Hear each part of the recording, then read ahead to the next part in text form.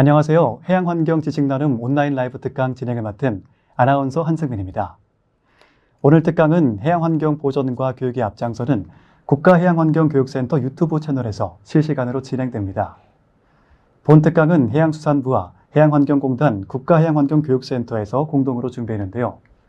국민 여러분께서 쉽고 편하게 해양환경에 대해서 배우고 해양환경에 관한 보다 깊숙한 이해를 돕고자 다양한 해양환경 주제들을 마련해 보았습니다. 어느덧 4회차 강연인데요. 앞으로도 해양환경과 유익한 특강들 많이 기다리시고 있으니까요. 많은 관심 부탁드리겠습니다. 자, 그럼 지금 많은 분들께서 기다리고 계신데요.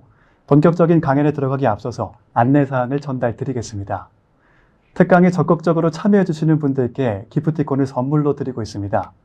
국가해양환경 온라인교육센터 홈페이지에서 사전 사후 설문조사를 참여해 주시면 추첨을 통해 20분께는 커피 기프티콘을 보내드리고 있고요.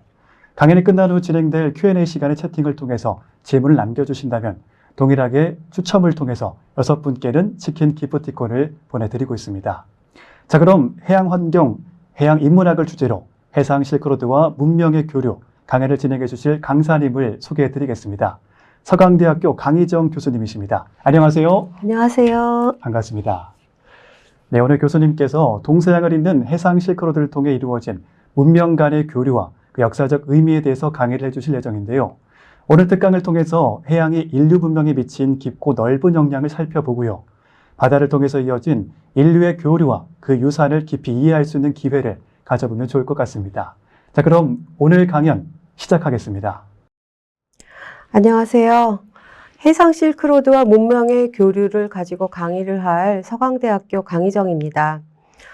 많이들 실크로드에 대해서는 들어보셨을 텐데요. 실크로드가 뭐냐? 실크가 왔다 갔다 한 길이지. 뭐 이렇게 생각을 하실 것 같아요. 그런데 그렇다면 해상 실크로드란 말도 또 같이 들어보셨을 텐데 해상 실크로드라는 것은 도대체 뭔가? 아마 의문들을 가지신 분들이 계실 겁니다. 저는 오늘 해상 실크로드에 대해서 간략하게 개관을 하고 도대체 무엇이 왔다 갔다 했길래 이거를 우리가 실크로드라고 부르는가를 유물과 여러 가지 그 기록들을 통해서 한번 살펴보려고 합니다. 먼저 해상 실크로드에 대해서 이제 간단하게 설명을 드리도록 하겠습니다. 동양과 서양이 만나는 길을 동서교섭로라고 이야기를 합니다. 동쪽, 그러니까 동양이죠. 서쪽의 서양, 이들이 어떻게 만났나? 무슨 길을 따라서 오고 갔길래 사람과 물건이 서로 왔다 갔다 했다고 이야기할 수 있는가? 그걸 흔히 우리는 그 가장 긴 길을 세 개의 길로 나누어서 이야기를 하는데 사막길, 그리고 초원길, 남해로 이렇게 이야기를 합니다. 그 중에 이제 그 많이 들어보셨을 실크로드라고 하는 것이 사막길입니다.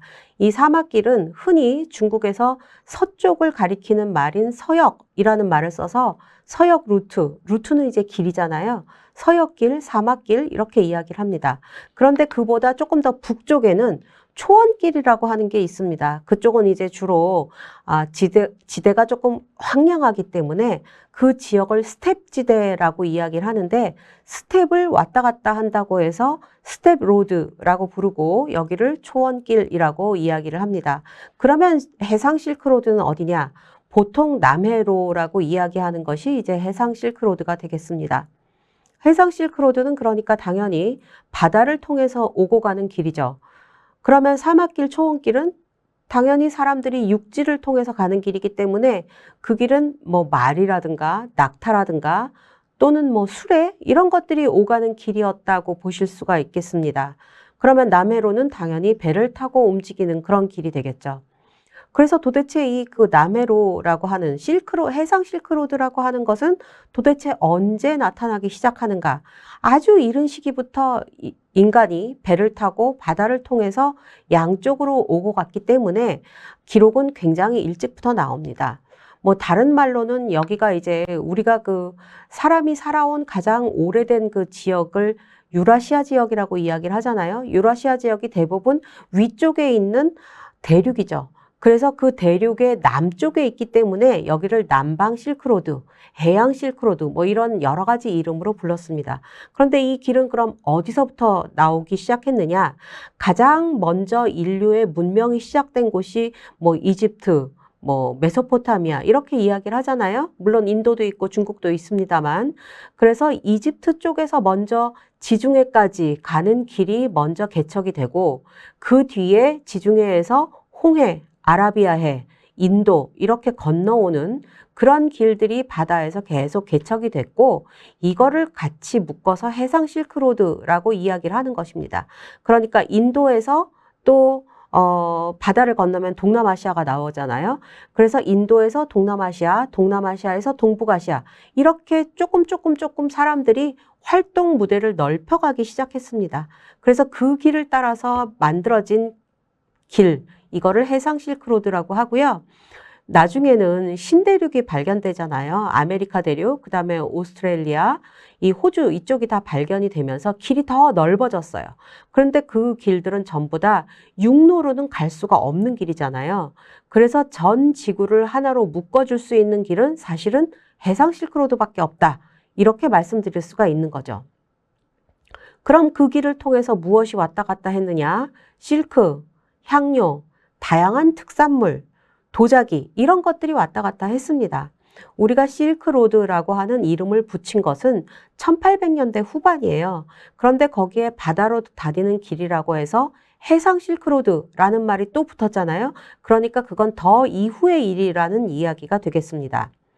그래서 실크로드라는 말을 했지만 실크만 왔다 갔다 한 것은 아니기 때문에 이 길을 가장 많이 오고 간 사람들 그리고 그들의 필요에 의해서 가지고 왔다 갔다 했던 물건 그것들을 따라서 이름을 도자기길 혹은 향료길 이렇게 불러야 된다라는 사람들도 있습니다. 그래서 도자기에 해당하는 세라믹을 써서 세라믹 로드라고 하거나 향료에 해당하는 스파이스를 써서 스파이스 로드라고 하거나 이렇게 붙여야 된다라고 하는 이야기들이 서양에서 많이 나왔습니다. 자, 그러면 향료길은 무엇이 오고 간 길이라는 뜻일까요? 향료입니다. 다 그냥 이름에 그대로 나와 있잖아요. 실크로드는 실크가 왔다 갔다 했다. 도자기길은 당연히 도자기가 왔다 갔다 했다. 그래서 도자기가 중요한 사람은 여기를 도자기길이라고 불러야 된다라고 이야기를 하고 향료가 중요하다고 생각하는 사람들은 향료길이라고 불러야 된다. 이렇게 이야기를 했다. 이렇게 보시면 되겠죠. 이 바닷길이 본격적으로 그 사람들의 시야에 들어오기 시작한 것은 사실은 15세기 때에 정화가 원정을 떠난 데서 시작을 했습니다. 그때 비로소 중국과 동남아시아 그리고 인도 멀리 아프리카까지 왔다 갔다 했거든요. 그러면서 이 바다에 주목을 하고 사람들이 바다를 통해서 많은 것들을 실어 나를 수 있다는 것을 깨닫게 된 거죠. 그래서 이 그 정화의 원정이라고 하는 것이 굉장히 중요한 의미를 갖게 됩니다. 그런데 중국 사람들은 사실은 중국은 대륙이 넓잖아요.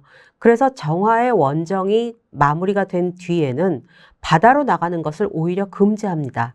그 영향을 우리나라도 받게 되고요. 그래서 이때는 중국에서는 오히려 나가는 거를 막았기 때문에 유럽 사람들이 더 바다에 관심을 갖고 항해를 하기 시작합니다. 제가 알기로는 어린 학생들이 하는 게임도 있습니다. 대항해 시대라고 하는. 이 대항해 시대라고 하는 때가 오는데 요 때가 대략 15세기 후반부터 18세기 중반에 이르는 시기입니다. 이때 유럽 사람들은 가장 대표적으로 포르투갈 그리고 스페인이 시작을 하고요. 그 뒤에 영국, 네덜란드가 뛰어듭니다. 그래서 이 사람들은 동양으로 먼저 발길을 돌리고 그러다가 이제 콜럼버스가 아메리카 대륙을 발견하는 거죠. 그래서 식민지 쟁탈전을 하게 되고 각종 물류를 이 바다를 통해서 왔다 갔다 하게 만듭니다. 그래서 결국은 지구가 둥그니까 이 지구를 그대로 돌아간다라고 해서 환지구, 둥글 환자를 써서 환지구적인 이동을 가능하게 했다. 이렇게 이야기를 합니다. 그런데 이 해상 실크로드가 이용을 할 때 각광을 받게 된 것은 증기기관이 발명되면서 더 각광을 받게 됩니다. 즉 1800년대에 이르러서 스티븐슨이 증기기관을 발명을 하고 그것을 배에다가 활용을 하게 되는 거죠. 그래서 증기선이 나타나게 됩니다. 아마 많이들 보셨겠지만 옛날에 타이타닉 같은 영화가 있었잖아요. 그런 것이 대표적인 증기선입니다. 그래서 증기선이 나타남으로 해서 더 빠르게 그리고 더 많은 사람과 물건을 바다를 통해서 실어 나를 수 있는 길이 열리게 된 거죠. 그러면서 아메리카 대륙 그리고 호주에 이르는 다양한 곳으로 갈 수 있는 항로들을 개척을 하게 됩니다. 그렇게 돼서 18, 19세기로 넘어가면서 이 해상 실크로드는 더더욱 활발하게 이용이 됐다. 이렇게 보실 수가 있겠습니다. 그러면 해상 실크로드는 우리나라랑 무슨 관련이 있냐? 이런 질문을 또 하실 수가 있죠. 지금 보시는 것은 신석기 시대의 결상이식입니다. 고성 문암리, 사천 선진리, 부산 동삼동 이런 곳에서 발견된 하얀 돌이에요. 그런데 가만 보시면 그냥 돌이 아니죠. 둥그렇게 다듬었잖아요. 뭔가 모양을 내서 다듬었습니다. 그리고 잘 보시면 위에 구멍이 뚫려 있죠. 그래서 꼭 가락지 같이 생겼는데 위에 구멍이 뚫려 있는 걸 보니까 가락지는 아닌 것 같다. 이렇게 볼 수가 있고, 그러면 이것은 뭐라고 보실 수 있을까요?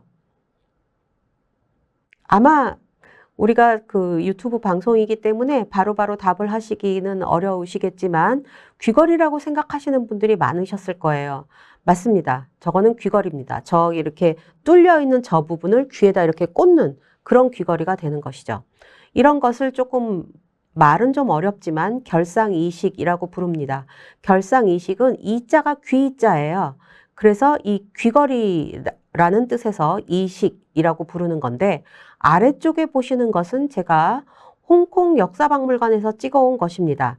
저것도 역시 사진에 보시면 동그란 고리가 뚫려 있는 것들이 있고 그것이 이제 고성에서 발견된 또는 부산에서 발견된 결상이식과 같은 모양이라는 것을 보실 수가 있습니다. 하나를 더 보여드리면 요것은 이제 베트남에서 가지고 있었던 유물인데 저 밑에 까만 글씨가 있고 그 위에 있는 둥그런 환 같은 것이 바로 이 결상이식입니다. 그래서 이거를 보시면 모양이 그냥 다 동그란 건데 뭐가 문제냐라고 하시겠지만 이 결상이식이 우리나라에서 그렇게 많이 나오는 건 아닙니다. 제가 저기 써드렸지만 몇 점 안 나왔거든요. 그래서 이런 것들을 보시다 보면 저 결상이식이 저 멀리 홍콩이나 베트남에서도 발견되는 거니까 저기에서 바다를 건너서 우리나라에까지 왔구나. 그게 언제냐? 신석기 시대다. 신석기 시대는 지금으로부터 최소 5,000년 전이잖아요. 그래서 그렇게 오랜 세월부터 우리나라도 바다를 통해서 중국 남부 그리고 동남아시아 지역과 어떻게 교류를 좀 했을 것이다 라는 증거가 이렇게 물질적으로 나왔다 말씀을 드릴 수가 있겠습니다. 또 한 가지 이제 제가 보여드리려고 하는 것은 우리나라 삼국유사에 보시면 인도에서 아유강이 황철 5만 7천 근, 금 3만 근을 인연 있는 땅으로 실어보냈다. 이런 기사가 실려 있습니다. 그리고 그것이 경주 땅에 이르러서 그 배가 더 이상 가지 않아서 야, 여기가 바로 그 인연 있는 땅이구나. 그러면서 그거를 받아서 황룡사의 장육존상, 장육존이라는 거는 이제 키가 1장 6촌이다 이런 뜻이에요. 한 2m는 안 되지만 그런 정도의 매우 큰 상을 만들었다라는 기록이 삼국유사에 있습니다. 그래서 사람들이 이 기사를 놓고는 여태까지 이거는 경주가 불교와 인연이 있는 땅이라는 것을 강조하기 위해서 만든 일종의 전설 같은 이야기다. 그냥 강조를 하기 위해서 만들었다. 이렇게 생각을 했어요. 그런데 얼마 전에 인도네시아의 치르본이라고 하는 곳에서 난파선이 발굴이 됐는데 그러니까 한 20년 됐습니다. 벌써 2004년, 5년 요때 발굴을 했으니까. 그런데 그 난파선은 970년에 가라앉은 배였어요. 그런데 거기에서 지금 사진에 보시는 바와 같이 막대한 양의 주석괴, 납괴가 나왔습니다. 주석괴는 주석을 덩어리로 만든 거를 주석괴라고 하고 납을 덩어리로 만든 것을 납괴라고 합니다. 그러니까 난파선에서 저렇게 많이 나왔다는 것은 배에다가 막대한 양의 금속들을 실어서 나르고 있었다라는 거고요. 그렇게 본다면 지금 삼국유사에 실려 있는 저런 그 아유광 관련 기사가 사실은 전설이 아닐 수 있다라는 증거가 되는 것입니다. 따라서 삼국유사에 실리는 것들은 굉장히 많은 경우에 불교를 강조하다 보니까 무슨 뭐 그 전설이나 신화나 이런 걸로 많이 알려져 있지만 사실상 바다를 통해서 진짜로 황철과 금이 우리나라에도 왔을 가능성이 매우 크다는 것을 이 난파선 발굴을 통해서 확인하실 수가 있습니다. 그렇다면 바닷길은 언제 시작됐느냐? 실제 기록에는 아주 먼 옛날 이집트 고왕국 시대부터 바닷길에 대한 기록이 나옵니다. 제가 위에 지도를 보여드리지만 그 지도에 따르면 대략 나일강과 홍해 사이에 먼저 운하를 건설해서 지중해까지 연결하는 그런 길이 먼저 뚫렸고, 그 다음에 기원전 8세기경에는 인도의 드라비다족이 인도 남부의 소비라라고 하는 곳에서 아라비아해를 거쳐서 횡단을 해서 바빌로니아와 교역을 했다. 이런 기록이 나와요. 이런 거를 보시면 와, 진짜 오래됐구나. 이런 생각이 들죠. 바빌로니아라니. 성경에 나오는 바빌로니아가 그 바빌로니아입니다. 그러니까 얼마나 오래됐어요. 이집트, 바빌론, 말만 들어도 정말 아찔하게 먼 그 옛날부터 바다를 통해서 사람들이 이렇게 왔다 갔다 했구나 라는 것을 아실 수가 있어요. 그리고 헤르도토스라고 하는 사람이 쓴 역사책에는 기원전 310년경에 아케메네스 왕조니까 페르시아입니다. 페르시아의 그 다리우스 1세 때 다리우스 1세가 자기의 그 장군을 시켜가지고 인더스강까지 가는 길을 뚫어봐라 이렇게 시켰어요. 그래서 이때 이 장군이 스킬락스라고 부르는 장군이 홍해까지 길을 뚫었다. 이런 기록이 나와 있습니다. 그래서 이런 것들을 쭉 살펴보면 실제로 바닷길이라고 하는 것은 문명의 시작과 함께 동시에 이루어졌다. 동시에 시작됐다. 즉 이집트, 아프리카 북부의 이집트, 그 다음에 그 메소포타미아 지역 혹은 페르시아 지역, 그 지역, 그 다음에 거기서 인도 이렇게 이어지는 길들이 아주 일찌감치 시작됐다는 것을 아실 수가 있습니다. 그와 관련된 기록은 제가 여기 써드렸지만 인도의 리그베다 같은 기록에도 그런 관련 기록들이 나오기 때문에 아마도 메소포타미아, 이집트, 그리고 메소포타미아, 인도 이런 고대 문명의 발상지에서부터 바닷길이 시작됐다는 것을 아실 수가 있습니다. 아주 옛날 얘기죠. 그 다음에 이제 고대의 바닷길은 그 다음에는 어떻게 이어졌느냐? 그 다음엔 이제 인도에서 또 그 동쪽으로 오게 되는 겁니다. 인도 동부에 칼린가 왕조라고 하는 왕조가 있었는데 미얀마, 말레이 반도와 해상 교역을 했다. 이런 기록이 나오고 그 근거로서 베트남의 오게오라고 하는 곳에서 기원 전후에 만든 로마의 금화. 베트남 멀잖아요? 베트남에서 로마도 굉장히 멉니다. 비행기를 타고 한참 가야 돼요. 그런데 이 베트남에서 로마 때에 만든 진짜 로마 시대의 금화가 나왔고요. 반지, 구슬, 목걸이 이런 것들이 나왔습니다. 그래서 이런 것들을 보면 바로 그 위에 써드린 로마의 역사가가 썼던 저 기록들이 중국 사람들이 뭐 인도 사신과 함께 왔다. 이런 기록들이 사실상 없는 이야기는 아니다라는 것을 알게 되는 거죠. 그래서 이런 것들을 보면 아까 말씀드린 그 아프리카 북부에서 그 서아시아까지 오는 그 바닷길이 먼저 뚫리고 그 다음에 다시 거기에서 인도를 거쳐서 동남아시아까지 오는 길, 그리고 동남아에서 다시 중국으로 오는 길, 이것이 순차적으로 점점 확대돼서 해상 실크로드라고 하는 것이 매우 길게 늘어지게 됐다. 이렇게 보실 수가 있겠습니다. 다만 조금 어려운 점이 있어요. 옛날에는 그 바다에 길을 잘 몰랐어요. 그 암초가 어디에 있는지 또는 무슨 뭐 어디로 가면 뭐 해구가 있는지 이런 것들을 잘 몰랐기 때문에 굉장히 가까운 연안을 운행하는 그런 배들이 다녔습니다. 그러다 보니 이 배들은 그렇게 튼튼하지는 않았어요. 그래서 그런 배들을 통해서 이 계절풍을 따라서 배들이 이제 그 돛 이런 것들이 발달을 하지 못했기 때문에 계절풍을 굉장히 많이 탑니다. 그래서 계절풍을 기다리면서 좋은 바람이 불면 그거에 맞춰서 배가 떠날 수 있도록 하는 그런 항구들이 이 배후에서 발달을 하게 됩니다. 그래서 그거는 조금 이따가 다시 설명을 드리고 오게오에서 나온 그 유물 같은 거를 몇 개 더 보여드리도록 하겠습니다. 지금 보시는 것은 이제 오게오라고 하는 베트남 남부, 오늘날의 그 호치민 가까이에 있는 곳인데요. 거기서 발견된 토기 같은 것들입니다. 그리고 항아리, 뚜껑 이런 것들이 있고, 그 다음에 지금 보시는 거는 당연히 반지입니다. 요즘은 금값이 너무 비싸가지고 금반지 잘 안 하시잖아요. 그런데 딱 금반지처럼 생겼습니다. 옛날 아이들 어릴 때 썼던 그런 금반지처럼 생겼는데 이런 것이 베트남에서 나온 게 뭐가 이상하냐? 잘 보시면 저 두 번째 반지, 가운데에 있는 반지의 윗부분에 무늬가 있어요. 무늬라기보다는 이제 그 동물의 형상인데 저거를 잘 들여다보시면 저 동물이 소처럼 생긴 거를 확인하실 수 있습니다. 그래서 저 소와 같이 생긴 것은 다들 아시는 대로 인도가 소를 숭상하잖아요. 그래서 저 소가 있는 반지는 인도에서 만든 것이다. 이렇게 볼 수가 있는 거죠. 그래서 아까 말씀드린 대로 로마의 금화, 그리고 인도의 반지, 이런 것들이 베트남 남부에서 나왔다는 것은 기원전 1세기거든요. 그때 이제 배를 통해서 로마에서부터 물건을 싣고 사람들이 여기까지 왔구나라는 것을 보실 수가 있습니다.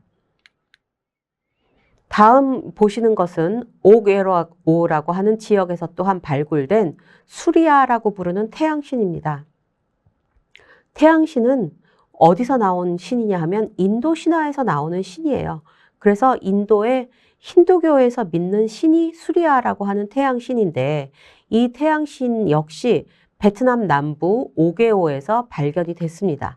그래서 이런 것들을 보시면 이 남쪽에 있는 오게오라고 하는 항구에 많은 사람들이 와서 살았고 이들이 인도의 문명을 전하고 인도의 힌두교와 불교를 전해서 그거를 이제 동북아시아, 중국과 우리나라 그리고 멀리는 일본까지 전했을 것이다 라는 것을 알 수가 있습니다. 요거는 지도인데요. 지금 보시면 왼편에 그 역삼각형처럼 보이는 초록색 그쪽이 인도입니다. 그리고 밑으로 쭉 펼쳐진 곳이 동남아시아고 북쪽 부분에 이제 오른쪽 끝에 있는 것이 한반도와 일본입니다. 그러면 이런 곳을 바다에서 어떻게 다녔느냐? 제일 처음에는 이런 배를 타고 다녔어요. 그러니까 로마가 왔다 갔다 할 때 혹시 옛날 그 연세가 좀 있으신 분들은 배너라는 영화를 보셨을 것 같아요. 그런데 그 배너에 나오는 배가 이런 배입니다. 이런 배는 전부 다 이 아래쪽 선실 밑부분에 노예들이 들어가서 열심히 노를 젓는 배예요. 그러니까 노예들의 힘으로 움직이는 배였던 거죠. 이런 것이 고대에 쓰였던 배인데 그 다음에는 중세에는 이런 배가 쓰입니다. 이때는 돛이 그래도 조금 발달을 해가지고 돛을 많이 쓰는 그런 배인데요. 요 배 같은 경우는 대략 한 11세기 정도, 12세기 요 사이에도 많이 쓰인 배로 알려져 있습니다. 이 배를 보시면 딱 생각이 나시겠지만 이거는 언제냐 하면 주로 십자군 전쟁할 때 유럽과 오늘날의 투르키예죠. 거기까지 왔다 갔다 할 때 썼던 그런 배입니다. 그러니까 이 배는 많은 병사들을 실어 나르기에 적합한 배로 개발된 것을 보실 수가 있습니다. 그 다음에 보시는 것은 이제 또 혹시 그 좀 옛날 영화지만 그래도 무슨 캐리비안의 해적 이런 영화 보셨죠? 그런데 나왔던 그런 배입니다. 그러니까 이 배는 돛이 굉장히 많아서 빠르게 움직일 수가 있고 바람의 방향을 좀 잘 받아서 움직일 수 있는 이런 배인데요. 이런 배가 주로 대항해 시대 유럽에서 개발된 배입니다. 그래서 이런 배를 타고서 이렇게 왔다 갔다 했다 이렇게 말씀을 드릴 수가 있어요. 자, 그러면 이때 배들은 어떻게 다녔느냐? 이때 배들은 아까 말씀드린 대로 배가 그렇게 성능이 좋지 못해요. 바다에 대해서도 어디로 가야 되는지, 어디로 가야 암초에 걸리지 않는지 이런 거를 그렇게 많이 잘 몰랐던 때거든요. 그래서 이때는 주로 육지에 가까운 연안을 따라가는 항로가 발달합니다. 그리고 항로를 따라서 항구가 발달할 수밖에 없고 아까 제일 처음에 제가 말씀드린 실크로드에서는 그 모래길을 가야 되기 때문에 오아시스가 발달하거든요. 오아시스의 도시들이 발달하는데 바닷길에서는 그것과 똑같이 항구가 발달합니다. 그래서 항구에서 항구를 따라서 가는 그런 항로가 발달을 하게 되는 것입니다. 그리고 또 옛날에는 그 오늘날처럼 달러, 위안화, 엔화 이런 게 없잖아요. 그래서 전부 다 물물 교환을 합니다. 교역을 하는데 물물 교환을 해야 되기 때문에 화폐 경제가 너무나 약하니까 좋은 물건을 갖고 가서 좋은 물건과 바꾸는 거, 그리고 그거를 가지고 돌아가서 자기 고향에서 또는 자기가 출발한 곳에서 다시 비싼 값에 파는 거, 그런 식으로 교역을 했습니다. 그러다 보니 이거를 가지고 갔던 사람들은 특산물을 선별하고 비싼 값에 파는 능력을 갖추고 있었고요. 항구 도시, 오아시스 도시 모두 다 숙박업, 식당, 음식 판매점들이 성행을 합니다. 왜냐하면 먼 바다를 갔다가 뭐 때로는 몇 달씩 가야 되고 그런 사람들이 가서 쉬어야 되잖아요. 그래서 이 항구 도시에서 물건을 사고 팔고 하고 이 배를 타고 온 사람들도 쉽니다. 그리고 자기들이 먹어야 될 음식과 물을 보충을 하는 거죠. 그러다 보니 항구 도시에서는 숙박, 그들이 쉴 수 있는 숙박업, 식당들이 발전을 하고요. 그들에게 먹을 것을 제공하기 위해서 배후 도시에서 농작물을 경작하거나 농작물을 많이 만들어서 이들에게 공급을 합니다. 그래야 이 사람들도 먹고 살던 거지, 이 음식점이나 뭐 숙박업을 해가지고 농사를 같이 지을 수는 없잖아요. 그래서 일종의 분업화가 이루어져서 항구 도시 주변에는 이렇게 농사가 발달하고 그 다음에 맑은 물을 보급하려고 하는 그런 물길도 이제 갖추게 되는 겁니다. 중요한 그 특산물들은 실크, 가죽, 후추, 계피 이런 게 있는데요. 계피는 특히 베트남 계피가 아주 유명했습니다. 그래서 이 계피를 이용해서는 여자들 화장품, 그 다음에 중국에서는 약, 향료 이런 것들의 원료로 많이 썼습니다. 그래서 이제 이 배들이 스리랑카, 미얀마 이렇게 확장을 하게 되는 것입니다. 지도를 다시 보여드리면 우리가 이제 항상 이런 지도를 볼 때는 주의를 하셔야 돼요. 왜냐하면 지도는 네모나지만 지구는 동그랗잖아요. 그래서 이 동그란 적도 지역에 있는 곳이 사실은 훨씬 더 넓습니다. 저 지도에 보시는 것보다. 그래서 제일 먼저 발달한 곳은 이렇게, 여기가 아프리카와 아라비아 반도거든요. 아프리카 북부 이집트가 있었던 곳과 지중해 사이에 먼저 해로가 발달하고, 그 다음에 아라비아 반도와 인도를 가는 해로가 발달을 하고, 그 다음에 인도와 동남아시아와 동북아시아, 중국, 한국, 일본 이렇게 지금 제가 동그라미로 보여드렸지만 그게 일종의 그 하나의 그 구역이 됩니다. 저 동그라미 안에서 주로 활발하게 교역을 하고 그 다음에 그 동그라미를 넘어가는 지역으로 또 다른 배가, 또 특화된 배가, 일종의 그 전문화된 배가 또 왔다 갔다 하는 거죠. 그래서 보통 배들은 동그라미 내에서, 역내에서 움직이고 역과 지역을 넘나드는 역외 무역을 하는 배들도 점점점 늘어나게 되는 것입니다. 네, 이 아랍과 동남아의 배들이 이제 중국 해안에 많이 갑니다. 근데 이제 그들이 항구에 들어가려면 허가를 받아야 돼요. 우리도 외국에 나갈 때는 비자를 받아서 가잖아요. 요새는 뭐 비자 없이 갈 수 있는 나라들이 많이 있지만 그래도 옛날에는 비자를 다 받아야 됐단 말이에요. 지금도 받아야 되는 곳도 있고, 그것과 똑같이 이 동남아시아나 아랍의 배들이 중국에 들어가면 허가를 받아야 돼요. 근데 허가를 받을 때 뭐를 하느냐? 잘 보여야지 허가를 해줄 거 아니에요. 그래서 지방 관리들에게 뇌물을 바칩니다.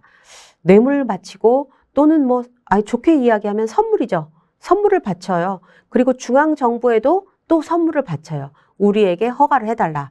그러면 그거를 받아서 그들이 허가를 해줍니다. 그러면 들어가서, 중국은 이제 땅이 크니까 막대한 양의 물건을 사고 팔므로써 교역할 수 있는 근거를 마련을 하는 거죠. 이때 주로 그 지방관이나 중앙정부에 조공을 했던 물품들은 중국에 주로 없는 거, 이제 기후라든가 뭐 여러 가지 지역의 특성상 중국에서 나지 않는 물건들을 주로 바칩니다.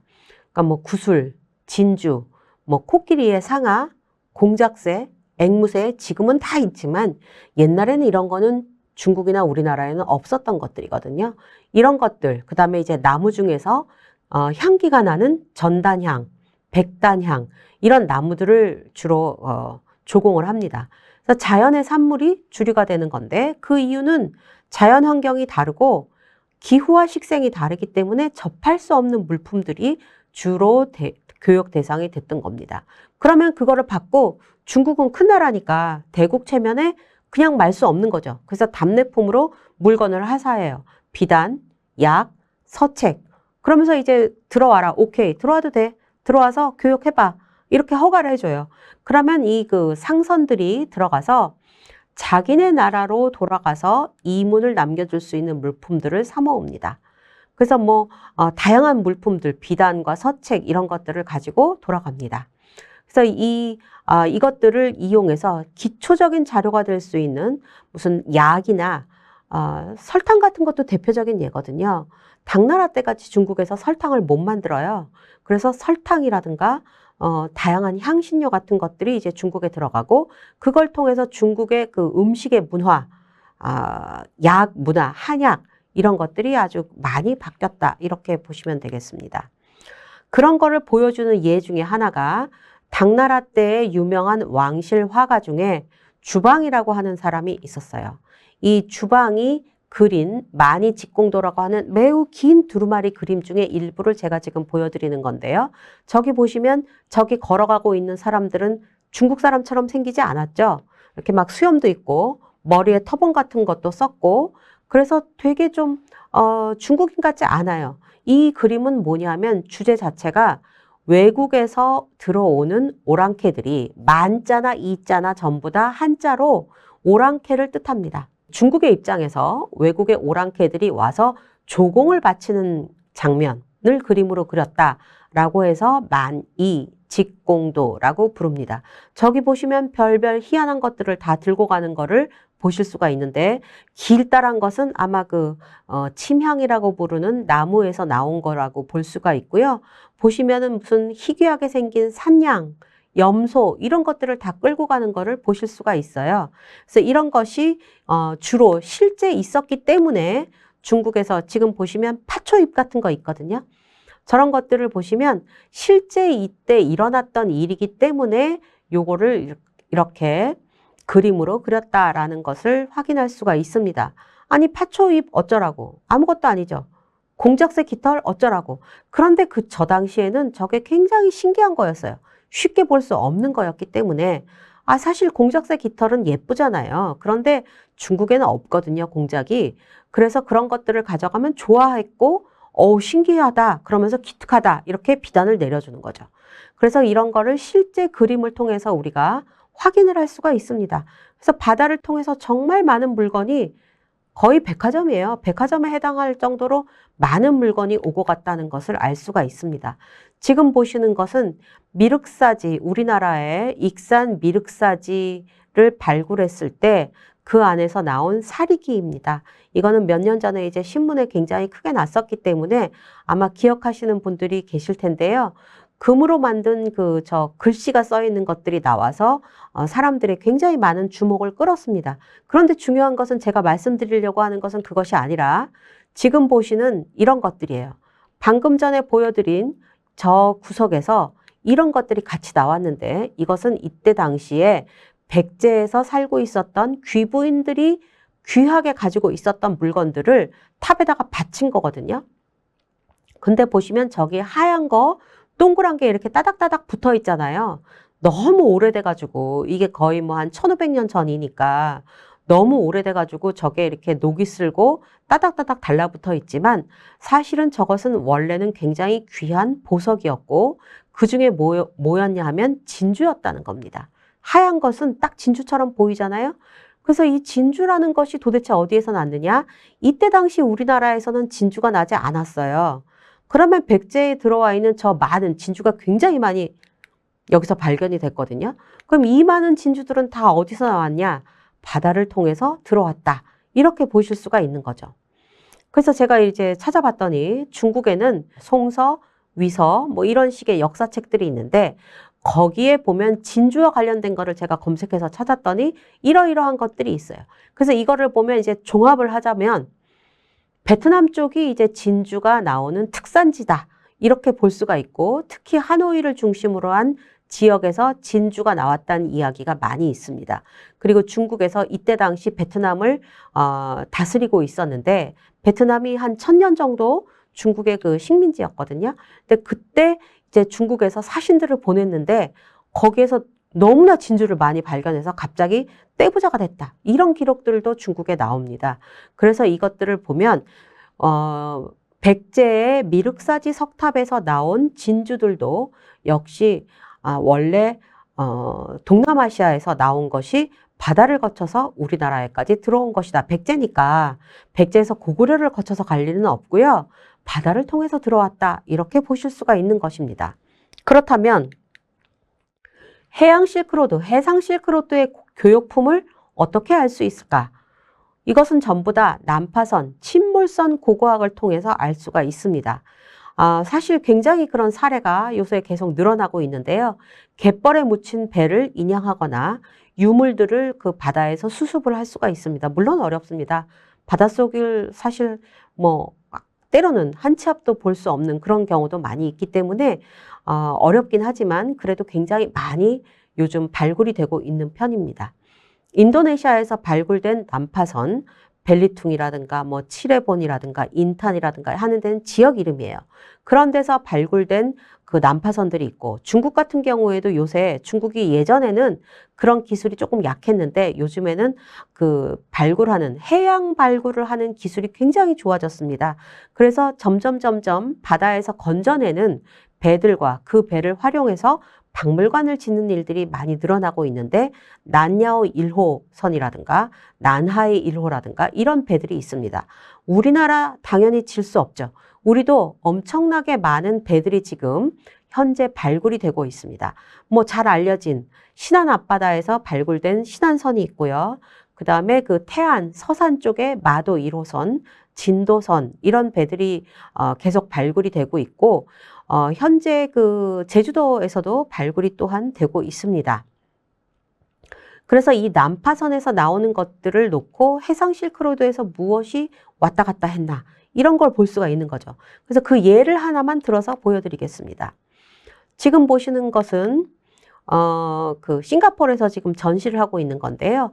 벨리퉁이라고 하는 곳에서 나온 그 출토된 난파선입니다. 이 난파선은 송대 이후에 가장 중요한 수출품이 도자기였다라는 것을 보여주는 중요한 예 중에 하나고요.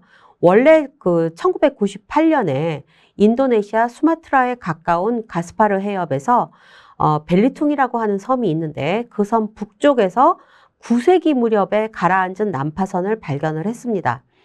그래서 이 난파선이 길이 한 22m, 폭 8m니까 그렇게 크진 않지만 그래도 그때 당시 배로서는 최선이었던 거죠. 근데 여기에서 중국의 900년대 유물들이 나왔고 고대 이집트의 희귀한 각종 공예품, 금괴, 식기, 동경 이제 동으로 만든 거울입니다. 이런 것들이 합쳐져서 약 16만 점이 나왔고요. 그 중에 4만 점, 어마어마한 점수죠. 4만 점이 이제 도자기가 나왔습니다. 그 외에 루비, 사파이어 이런 것들이 나왔고요. 그거의 예를 지금 보여드리겠습니다. 그 전에 말씀드릴 것은 이 배는 서아시아의 배다. 요거를 말씀드리겠고요. 서아시아에서 만든 배가 인도, 아랍, 동남아 사람들, 선원들이 타고 가다가 중국에서 떠나서 자기네 나라로 돌아가는 길에 인도네시아 앞바다에서 침몰한 것입니다. 굉장히 글로벌하죠. 요것이 그 배에서 나온 거울이고요. 동경입니다. 잘 보시면 거울 윗면에 그 도교에서 쓰는 팔괘가 새겨져 있는 걸 보실 수가 있고 여기에 양주에서 왔다라는 글씨가 써 있습니다. 그러니까 중국 양주예요. 요것이 그 배의 모형을 만든 것입니다. 이 배를 보시면 돛이 2개 달려 있고 아래쪽 하얀 부분은 저 하얀 부분이 뻘에 묻혀있던 부분이라는 것을 밝혀주기 위해서 일부러 하얀색으로 칠을 해서 저렇게 전시를 하고 있습니다. 요것이 이제 그 도자기, 중국의 장사요라고 하는 곳에서 만든 도자기들이 이렇게 잔뜩 항아리 안에 들어가 있는 채로 발굴이 됐고 그 중에 예를 하나 보여드리면 요렇게 새라는 거 보이시죠? 그 철분이 많은 안료로 새를 그린 저런 도자기가 나왔고 그 다음에 이렇게 청색으로 칠을 한, 아직까지 청자가 많이 발달하기 전이에요. 그래서 요런 식의 그 청자같이 생긴 이런 그릇도 저 안에서 나왔습니다. 전부 다 900년대로 예상을 하고 있습니다. 960년 요 정도. 지금 보시는 거는 광동성에서 발굴된 난하이 1호입니다. 이 난하이 1호 배에서 나온 것이 지금 보시는 요런 그 배들이 발견이 됐고요. 이 배를 그 건지는 기술이 점점 좋아져서 중국에서는 이 선체 자체를 활용해서 그대로 박물관처럼 만드는 경우들도 있습니다. 네. 지금 보시는 것은 왼쪽의 사진은요, 청자 운반선을 복원한 케이스고요. 그 다음에 아래쪽에 보시는 사진은 청자 운반선을 발굴할 때의 사진입니다. 그래서 저런 식으로 이렇게 서해에서 가라앉아 있던 것을 발굴해서 복원을 한 것입니다. 왼쪽에 보시는 거는 이제 돛이 2개 달려 있는 거고요. 저 배를 이 오른쪽 사진을 놓고 왼쪽 사진을 복원한 거다. 이렇게 보시면 되겠습니다. 이 청자들은 대개 그 한반도의 서남부에서 만들었기 때문에 그쪽에서 서해안을 따라서 개성으로 올라가던 배다. 이렇게 보시면 되고요. 지금 보시는 것은 그 중국 배죠. 중국 배가 일본으로 가다가 우리나라 신안에서 침몰하는 바람에 신안선이라고 알려져 있는 배입니다. 요거는 이제 복원한 상태고, 이 복원한 상태로 보시면 배가 꽤 그래도 크다는 거를 아실 수가 있어요. 지금 목포 해양문화재연구소 가시면 저렇게 복원한 상태로 전시가 되어 있습니다. 이 배는 1323년에 중국의 닝보, 그러니까 한자로 쓰면 이제 영파에 해당하는데, 이 영파라고 하는 곳에서 일본의 하카다, 큐슈 쪽이죠. 하카다로 가던 배였습니다. 이 안에서 각종 그 도자기를 비롯해서 계피, 정향, 후추와 같은 향신료, 그 다음에 자단목이라고 해서 동남아시아에서 나는 특수한 나무들이 있습니다. 그런 나무들이 이 안에 이제 같이 실린 채로 발견이 됐는데 사실은 굉장히 어마어마한 자산이에요. 그게 지금 오른쪽에 저런 식으로 실려 있었다라고 복원을 해둔 것입니다. 오른쪽 사진에 보시면 이제 도자기들을 이렇게 막 쌓아놓은 거 보이시잖아요. 저런 식으로 이렇게 배 밑바닥에 선실에 깔아놨던 것입니다. 이 선실 내부의 화물을 이런 식으로 적재했을 거다라고 하는 것을 보여주고 있고요. 이 밑에 보시면 다양한 그 목간이라든가 여러 가지가 발견이 돼서 이때 당시에 배를 이용해서 무엇을 실어 날랐나라는 걸 알 수가 있는데, 특히 도자기에 굉장히 큰 그 방점이 찍혀 있습니다. 왜냐하면 이 당시 도자기는 굉장히 값비싼 거였고 고급 수출품이었는데 육로로 도자기를 옮길 수가 없잖아요. 그리고 특히 일본 같은 경우에는 배를 통하지 않으면 안 되기 때문에 이 배를 통해서 값비싼 도자기들을 굉장히 많이 옮겼다라는 것을 알 수가 있습니다. 자, 그러면 그것 말고 또 무엇이 남았느냐? 요 신성에 이르게 하는 물질, 향이라고 하는 것이 있습니다. 요 향이라고 하는 거는 또 삼국사기에 버풍왕 때 그 중국의 양나라에서 옷하고 향을 하나 받았는데 뭐에 쓰는 건지 몰라요. 그래서 이게 도대체 뭐냐? 이게 도대체 뭐라는 거냐? 그랬더니 마침 신라에 와 있었던 무코자라고 하는 사람이 이것을 사르면 향기가 난다.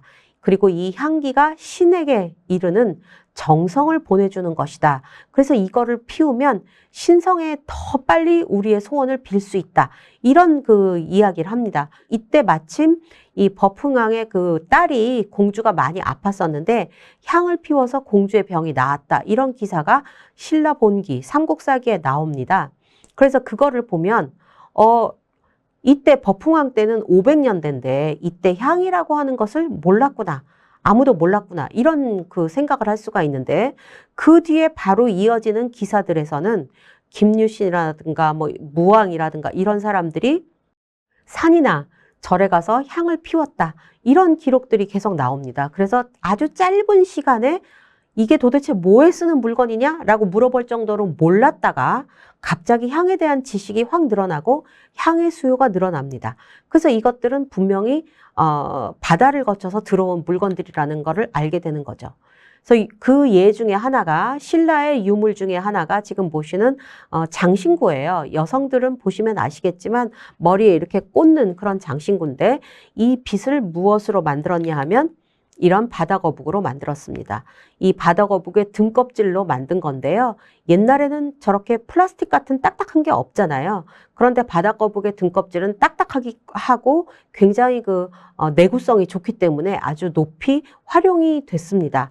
그런데 저 바다거북은 주로 열대지방에서 사는 바다거북이에요. 그래서 이 바다거북의 그 등껍질을 이용한 물건들을 굉장히 많이 만들었다는 것을 우리가 또 여러 가지 기록과 유물을 통해서 확인할 수가 있습니다. 해양 실크로드를 통해서 동남아시아에서 중국과 한국으로 각종 향목, 몰약, 향신료 이런 것들이 많이 들어옵니다. 이런 향과 향목 교역이 이제 활발했던 것은 베트남과 캄보디아에서 중국 남쪽으로 보내고 중국 남쪽에서 다시 우리나라나 일본으로 보냈습니다. 지금도 침향이라고 하는 것은 굉장히 비싼데요. 이 침향은 아주 옛날부터 유명한 약재로도 쓰이고 향재로도 쓰였던 것입니다. 아마도 신라에 유입된 이 향들은 중국에서 하사품으로 가져온 것이겠지만 원래 나왔던 것은 참파, 그러니까 베트남 중부에 있었던 나라가 있는데 그 나라나 캄보디아였을 거라고 보고 있고요. 그 실물도 이렇게 나와 있습니다. 지금 보시는 것은 평창의 월정사에서 나온 사리기인데 저기 보시면 아무것도 없는 나무 토막이 보이시죠? 저 나무 토막이 도대체 뭐길래 저렇게 귀한 탑에다 넣었냐 이런 거를 궁금해 하실 수가 있는데 이게 비쌌기 때문입니다. 비쌌고 귀하고 구하기가 어려운 것이었기 때문에 저런 나무 조각을 아무것도 아닌 것처럼 보이지만 저렇게 탑에다가 부처님에게 바치는 용도로 보냈던 것을 알 수가 있습니다. 우리나라는 특히 고려시대에 향문화가 굉장히 많이 발달을 합니다. 특히 이제 고려부터 이제 원나라 이때까지 해상무역이 굉장히 많이 발달을 했는데 중국의 도자기, 차, 비단 이런 것들이 수출되고 또 향신료 같은 것들이 수입이 되면서 향도 고려에 굉장히 많이 들어옵니다. 고려에서는 사향, 노루에서 나오는 사향과 인삼을 수출하고 향재들을 수입을 합니다. 특히 향재는 해상 실크로드의 번영과 함께 더욱 발달하게 되는데 이 고려와의 무역에서 송나라 상인들이 가장 많이 팔았던 것이 향이라고 합니다.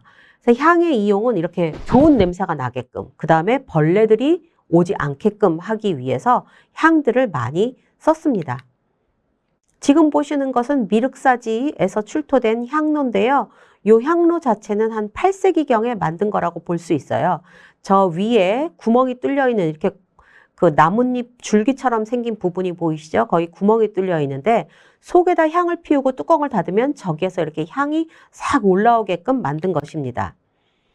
지금 보시는 것은 역시 또 향로들입니다. 다양한 향로들을 우리가 볼 수가 있는데요. 이 아래쪽에 보시는 것은 군이 인각사에서 나온 병향로라고 하는 것인데 손으로 잡아서 향을 피우게끔 되어 있습니다. 이런 유물들은 지속적인 상업의 결과이자 물질로 대표되는 문화와 사상교류의 증거라고 볼 수가 있겠습니다. 처음에는 자연의 산물을 교육하는 데서 시작해서 그것이 점점 확대되고 확산되면서 불교, 힌두교, 도교, 유교 또는 서아시아와 동남아시아 같은 경우에는 이슬람교 이런 것들을 통해서 인류 문화를 더욱 풍부하게 만드는 데 기여를 했습니다. 그래서 이 해상 루트라고 하는 것은 물질이 오고 갔다라고 하는 점에서 인류의 욕망이 그대로 드러나는 길이자 그 자체로서 인류의 문화권을 연결해 주는 보이지 않는 네트워크이다. 이렇게 볼 수가 있습니다. 한반도의 해역과 해류에 적합한 해양 고고학이나 해양 인문학 방법론, 연구 방향, 목표 이런 것들을 설정해서 지속적으로 연구 개발해야 될 필요가 있는 거죠. 그래서 제가 하나 예시로 가지고 온 것은 이런 것입니다. 이것은 이제 물라카 해양박물관인데요. 난파된 배를 꺼내서 이 배에다가 박물관을 지었습니다. 그래서 해양 유물과 관련되는 것들을 저기다 전시를 하고 있습니다. 그래서 이런 것들을 예로 삼아서 우리도 얼마든지 다양한 바다를 활용한 유물과 유적을 전시할 수 있지 않을까 이렇게 생각을 합니다. 일단 저의 강의는 여기까지 마치도록 하겠습니다. 감사합니다. 네.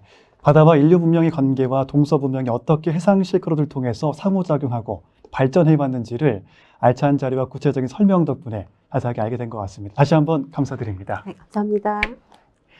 자, 여기서 간략하게 Q&A 시간 가져보도록 할 텐데요. 지금부터 오늘 강연과 관련해서 궁금하신 점을 채팅으로 올려주시면 제가 직접 교수님께 여쭤보도록 하겠습니다. 자, 우선 질문이 올라오는 걸 기다리면서 제가 질문 하나를 드리도록 하겠습니다. 현재 기후변화로 인해서 해양 생태계가 많이 바뀌고 있습니다. 이때 다시 해상 실크로드를 이야기하면서 바다가 우리 한반도에 갖는 의미를 찾는다면 어떤 게 있을까요? 사실 우리나라는 삼면이 바다로 둘러싸여 있고, 그리고 어떻게 보면 이제 그 남북이 지금 분단이 되어 있기 때문에 거의 섬과 다를 바 없는 그런 환경에 있죠.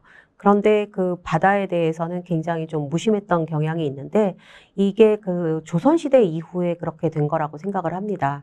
근데 사실 지금 해양 환경이 계속 오염되고 있고, 기후변화도 많이 심각해지고 있어서 바다가 계속 훼손이 되고 있어서 우리도 역시 바다에 대해서 굉장히 좀 그 환경 오염을 방지하고 바다를 좀 청정하게 가꾸도록 하는데 노력을 하면서 또한 활용할 수 있는 길을 조선시대를 생각하지 말고 그 이전에 우리가 활발하게 해상 교육을 했었던 고려시대 같은 때를 생각하면서 바다로 나갈 길들을 조금 더 찾아봐야 될 것 같습니다. 뭐 대표적으로 이제 조선소 같은 거를 또 들 수가 있겠죠. 네, 답변 감사드립니다. 네. 자, 지금부터는 시청자 여러분들께서 보내주신 댓글을 읽어보도록 하겠습니다. 자, 먼저 김두현 님입니다. 강의 재미있게 잘 들었습니다. 해상 실크로드를 통해서 우리나라에서 해외로 전파시킨 우리나라의 자랑스러운 문화가 있을까요? 라고 여쭤보셨습니다. 네, 우리나라에서 나간 걸 말씀하시는 거죠? 네. 네, 지금 확실하게 말씀드리기는 조금 어렵지만 우리나라에서 나간 것은 또 그쪽에서 이제 유물이나 유적이 발견이 돼야만 되기 때문에 굉장히 어려운 점이 있지만 우리나라에서 바다를 통해서 이제 불교를 찾아 떠났던 구법승 같은 분들을 들 수 있을 것 같습니다. 그쪽에서는 또 이제 절실하게 불교가 필요했고 원래의 그 불교의 본뜻을 찾아서 인도까지 간 분들이 있잖아요. 그래서 그런 것들을 놓고 본다면 아마도 그들이 가지고 나갔을 우리나라의 어떤 그 신앙이라든가 문화라든가 이런 것들이 바다를 통해서 해외까지 인도까지 알려졌다고 생각을 할 수가 있겠습니다. 네, 답변 감사드립니다. 네. 자, 막힘없는 답변인 것 같습니다. 자, 이어서 읽어드리겠습니다. 김형재 님인데요. 지구온난화로 인해서 이제는 북극 항로의 개척을 통한 새로운 실크로드를 개척해야 하는데 이에 대한 견해를 부탁드립니다. 물론 북극 항로의 개척은 생태계 변화와 환경 영향이 있을 것 같은데요. 함께 같이 부탁을 드립니다. 정말 어려운 질문입니다. 제가 현대의 항로에 대해서는 좀 잘 모르는데 얼마 전에 다큐멘터리를 봤더니 해양 환경이 변화가 돼가지고 제주도에서 번식을 하던 어종들이 이제는 부산까지 올라왔다 이렇게 이야기를 하더라고요. 온난화가 심각해져서. 그래서 제 생각에는 환경의 변화라는 거는 사실상 현재 피할 수 없는 길인 것 같고요. 피할 수 없다면 흔히 즐겨야 된다라고 하지만 우리가 즐길 수 있는 상황은 아니죠. 그렇지만 그래도 지금까지 우리가 해왔던 대로 환경 오염을 최대한 방지하고 바다의 북극 항로 아까 말씀을 하셨지만 북극 항로를 택하는 길도 저는 좀 적극적으로 고려해야 되지 않을까 싶습니다. 그걸 적극적으로 이용하고 지금 현 상황을 극복하려고 노력을 해야 되는 때가 아닌가 싶습니다. 네. 자, 이어서 읽어드리겠습니다. 헬로님인데요. 교수님 강의 잘 들었습니다. 과거 우리나라도 해상 실크로드뿐만 아니라 육로를 통해서도 무역을 했던 사례가 있는지 궁금합니다.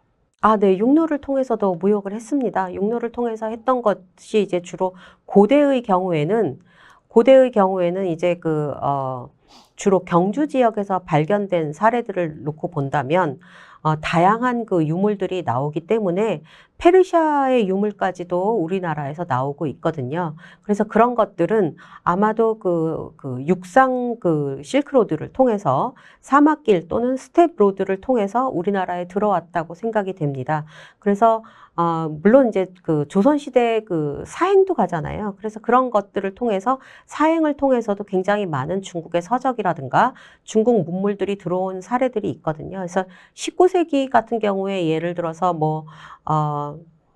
책가도 같은 데 보시면 우리나라에는 나지 않는 그런 물건들이 많이 그려져 있습니다. 그래서 그런 것들을 놓고 본다면 이것은 청나라 사행길을 통해서 가지고 온 그런 물건이라고 볼 수가 있고요. 그거 외에도 그 일본과의 통신사, 조선통신사를 통해서 일본에서 들여온 물건들도 많이 있습니다. 네. 자, 이어서 김진수님께서도 좀 흥미로운 질문을 주셨어요. 네. 자, 보물선들을 보면 굉장히 옛날에 난파가 되었다고 하셨는데 올해 바닷속에 있으면 물건이나 배가 많이 파손될 것 같은데요. 어느 나라의 배인지는 어떻게 알 수 있나요? 라고 여쭤보셨습니다. 네. 역시 어려운 질문이십니다. 근데 이제 아까 제가 벨리통의 그 배를 보여드렸잖아요. 근데 그 배를 보시면은, 그 배에 이음새가 잘 없습니다. 그러니까 이음새가 없다는 것은 그 나무와 나무를 이렇게 할 때 여기를 못을 치거나 뭐 이런 식으로 배를 만드는 것이 아니라, 야자 잎 같은 걸로 일종의 노끈 같은 거를 만들어서 이거를 이렇게 칭칭 매는 방식이거든요. 그래서 그런 그 배를 만드는 방식이 차이가 나기 때문에 어느 나라 배인지를 알 수가 있는 것입니다. 그리고 그 중국 같은 경우에는 이제 뭐 정크선이라고 해서 그 양자강에서 바다로 나오게 된 그런 배들이 이제 주류가 되는데 그런 배들은 또 이제 굉장히 밑이 넓거든요. 그래서 배의 모양과 배를 만드는 방법, 그리고 배를 어떻게 결구를 했나, 이렇게 짜맞췄나, 이런 것들을 통해서 그 배의 국적을 적어도 지역은 짐작을 할 수가 있습니다. 아주 구체적으로 인도네시아, 말레이시아 이렇게까지는 할 수 없지만 그래도 지역은 확인을 할 수가 있습니다. 네, 답변 감사드립니다. 자, 이어서 잠만보 님이신데요. 해양의 인문학적 역사는 배운 적이 없었는데 재밌게 잘 들었습니다. 혹시 해양 실크로드와 현재 해양 환경과 연관성이나 해양 환경을 위해서 응용할 점이 있을까요? 여쭤보셨습니다. 네, 역시 어려운 질문이십니다. 네, 제가 주로 옛날 거를 하는 사람이라서 현재의 관점에 대해서는 좀 제가 지식이 짧습니다. 그래서 많이들 가르쳐 주시면 저도 열심히 듣도록 하겠습니다. 근데 이 경우에 해양 실크로드의 경우에는 사실 항구 도시가 계속 발달을 하는 것이 당연한 일이었고, 이 항구 도시를 통해서 배들이 계속 왔다 갔다 하니까 연안을 다니는 배와 멀리 다니는 배들이 굉장히 분업화가 되어 있었다고 볼 수가 있습니다. 그래서 그런 것들을 놓고 본다면 우리도 항상 같은 식의 그 항로나 같은 배만 이렇게 왔다 갔다 할 것이 아니라 좀 더 세부적으로, 아니 육상교통도 택시 따로 있고 버스 따로 있고 오토바이 따로 있듯이 배에 대해서도 좀 그런 식으로 좀 전문화, 세분화하는 것이 어떨까라는 생각이 좀 들었습니다. 네. 네, 감사드립니다. 오늘 강연이 참 좋았던 모양입니다. 이준호님께서도 그렇습니다. 좋은 강연 감사합니다. 해상 실크로드를 통한 한국의 문명 교류는 동아시아 역사에 어떤 영향을 미쳤으며 그 과정에서 한국은 어떠한 가치 역할을 하였는지 간략하게 예를 들어서 말씀을 부탁드립니다. 감사합니다라고 보내주셨습니다. 제가 생각할 때는 한국이 중간에 있기 때문에 아까 그 신안선 보여드린 바와 같이 중국과 일본을 갈 때 한국을 거치지 않으면 안 돼요. 그래서 주로 중국에서 서해 항로를 통해서 오늘날 황해 쪽이죠. 그쪽을 통해서 흑산도 방면을 거쳐서 일본으로 건너가는 그런 징검다리 역할을 했고, 이럴 때마다 그 중국의 배들이 사실은 섬에 이렇게 항구처럼 들르거든요. 우리나라의 섬들에 들러서 여기 저기 이렇게 섬들을 딱딱딱딱 들러서 일본으로 갑니다. 그래서 그런 것들을 놓고 봤을 때 우리가 충분히 일종의 중요한 네트워크 역할을 했다. 플랫폼이라고까지는 하기 힘들지만 그래도 네트워크로서 중요한 역할을 했다고 볼 수가 있고, 그 안에서 우리도 역시 보고 배우는 바가 있었고, 중국과 일본 사이에서 우리가 그렇게 바다에서 아무것도 아닌 존재가 아니었다. 이런 거를 저는 좀 강조하고 싶습니다. 네. 자, 이제 마지막 질문 될 것 같은데 이번엔 제가 좀 드려도 괜찮을까요? 네. 실크로드는 경주를 중심으로 연구가 발달하고요. 그리고 21세기 신실크로드라고 해서 철로와 도로로 다시 연결하는 움직임이 있는데요. 해상 실크로드도 그런 게 좀 가능할까요? 네, 가능합니다. 제가 생각할 때는 21세기 신실크로드 구상은 사실상 중국이 이제 1대1로를 하면서 육로와 해상 실크로드를 다 같이 이제 시작을 했습니다. 그래서 그런 것들이 이제 그 다른 주변 국가에도 크게 영향을 미쳐서 바닷길에 대해서도 다시 재조명하고 다시 나가려고 해야 된다라는 움직임들이 있기 때문에 우리도 그 추세에 맞춰서 그 해상 실크로드에 대해서 다시 한번 생각하고 좀 더 적극적으로 활용할 그런 가능성을 좀 타진해야 되겠다 이렇게 생각을 했습니다. 네, 감사합니다. 오늘 유익한 강의와 더불어서 답변 대단히 감사드립니다. 감사합니다. 자, 여러분 강의 잘 들으셨죠? 동일하게 말씀드린 대로 여러분 사전 사후 설문조사를 통해서 선물을 드리고 있으니까요. 많은 참여 부탁드리겠습니다. 끝으로 다음 강연은 9월 12일 목요일 오후 8시입니다. 조력, 조류발전 그리고 환경이란 주제로 한국해양과학기술원 박진순 책임연구원님의 특강이 진행될 예정입니다. 오늘부터 신청 접수 받고 있으니까요. 앞으로 많은 신청 부탁드리겠습니다. 시청해주신 여러분 고맙습니다.